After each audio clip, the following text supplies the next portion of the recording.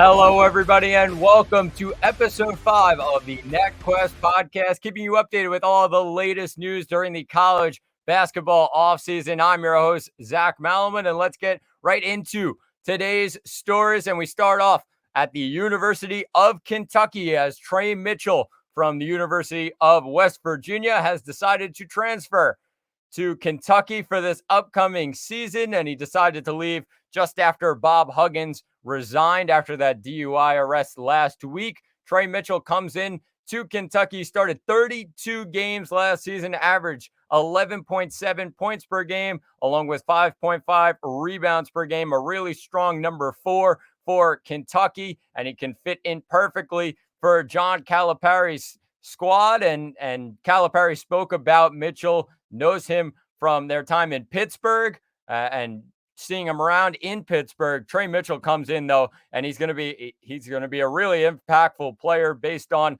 Oscar Tshiebwe goes to the NBA and they lose a lot of rebounding down low without Tshiebwe.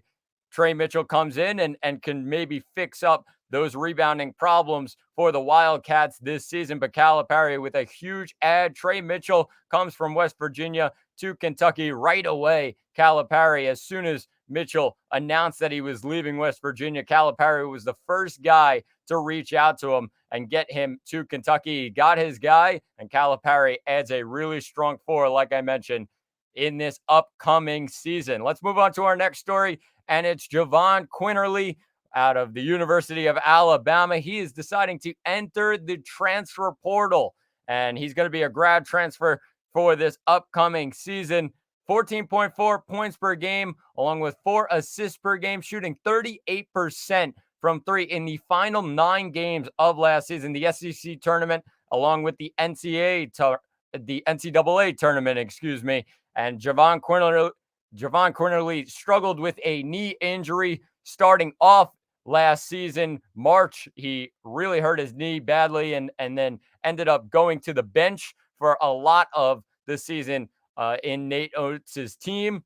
And Jahvon Quinerly now decides that he's going to transfer. Still a question of where he's going to transfer. But Alabama in the SEC lose a really strong guard and a guy that would definitely be in the rotation heading into this season. They added a couple of more guys in the transfer portal to replenish those guards.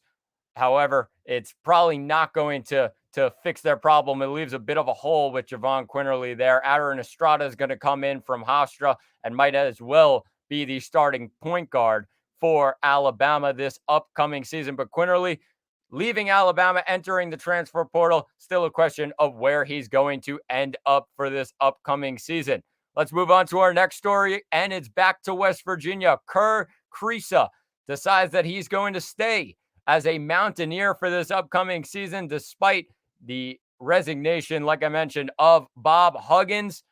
Kriisa decided a couple of days ago that he was going to leave West Virginia. However, Josh Eilert announced as the interim head coach. We'll get to that a tiny bit later. But Kerr Kriisa saw that and said, all right, this is the spot for me. He averaged 9.9 points per game and 5.1 assists per game, shooting 37% from 3 last season at Arizona. A really talented shooter and a really talented scorer, Kerr Kriisa is.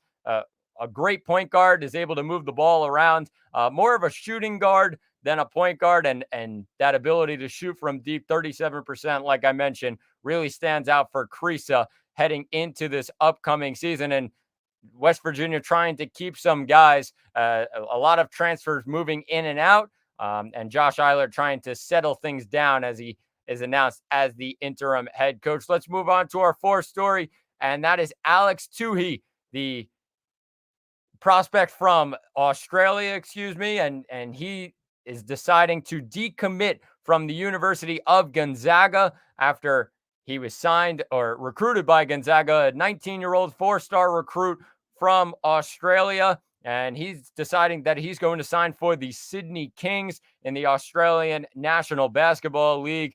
He's absolutely going off right now in the Australian Summer League, averaging 17.9 points per game, 5.8 rebounds per game, and 2.7 assists per game in the Australian Summer League. An absolute baller right now. He's decommitting from Gonzaga. is most likely going to end up, at the end of next year. He's going to end up going to the NBA and heading into the draft portal. But right now, he's deciding to stay in the Australian National Basketball League. Very successful there, and it could raise his chances of being a higher pick heading into the NBA draft next season. But he's decommitting from Gonzaga, leaves a bit of a hole there for Gonzaga as they try to grab some guards back. Ryan Nembhard is in there from Creighton, and a couple more transfers for the Zags heading into this season. Mark Few trying to still figure a couple things out for Gonzaga as they head into another season in the WAC, or the WCC, excuse me. As we move on to our final story, and it's Josh Eilert. Like I mentioned before, he announces that West Virginia announces, that he is going to be the interim head coach, replacing Bob Huggins. 17 years Eilert has spent under Bob Huggins and on his staff at both Kansas State and West Virginia. He's signing a 10-month contract and going to move in for this upcoming season. Still a lot of questions, like I said before, talking about Kerr Kriisa. A lot of questions for Josh Eilert. Are these guys going to stay, or a lot of his transfers that are coming in going to stay at West Virginia for this upcoming season? And Tre Mitchell, a guy who was on the team last year, obviously leaving now, going to Kentucky. Kerr Kriisa decides to stay. Jesse Edwards coming in from Syracuse. Will he stay or will he move?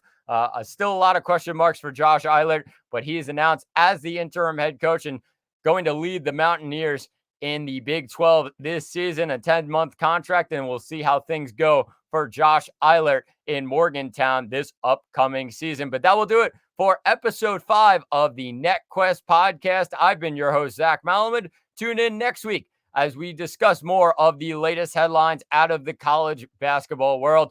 We just have 138 days till the start of the college basketball season. So long, everyone.